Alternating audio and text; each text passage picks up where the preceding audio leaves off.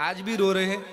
क्यों? कि ऐसी संतान क्यों हो गई जो बाप को ही उंगली दिखा रही है, बाप को ही आंख दिखा रही है। पिताजी धन कहाँ रखा है, लाओ। जो संतान अपने माँ बाप को आंख दिखाए, माँ बाप को कहे कि तुम चुप रहो, बीच में मत बोला करो, वो संतान धुंधुकारी ही है। ऐसी संतान को हम ध्रुव प्रहलाद का दर्जा नहीं दे सकते।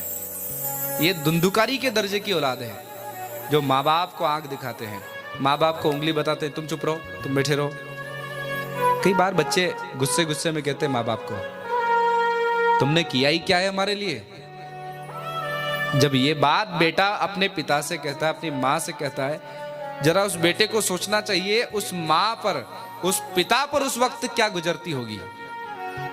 जब बेटा कहता है कि आपने किया क्या है मेरे लिए, बल्कि पिता और माँ बेटे के लिए क्या नहीं करते।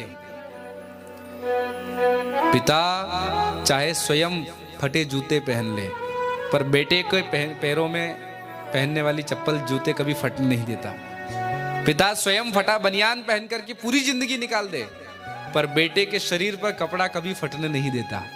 वो पिता होता है।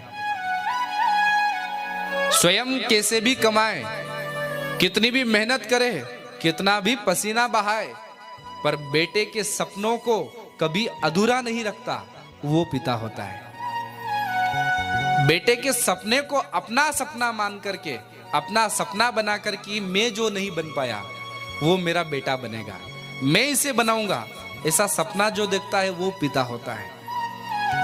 पढ़ा लिखा करके उस बेटे को मेरा बेटा बाबूजी बनेगा, कलेक्टर बनेगा, पटवारी बनेगा, अच्छा अफसर बनेगा, ऐसे सपने देखने वाला पिता होता है। और वही बेटा पढ़ लिख करके बड़ा आदमी बनकर घर आए और घर आकर 2-4 दिन रहे और पिता को कभी बात बात में ऐसा कह दे कि चुप रहो, आपने किया क्या है मेरे लिए। उस वक्त उस पिता के दिल पर क्या गुजरती होगी, विचार करने की बात है। बेटा तो बोल देता है, पर पिता का दिल इतना रोता है। पिता 2 ही बार रोता है, एक बेटी घर छोड़े तब, और दूसरा बेटा मुंह मोड़े तब। बेटी जब घर छोड़कर जाती है उस समय सबसे ज्यादा कोई रोता है तो पिता रोता है कि मेरी बेटी जा रही है। और दूसरा सबसे ज्यादा पिता रोता है ना, तो वो कब रोता है, जब बेटा मुंह मोड़ता है।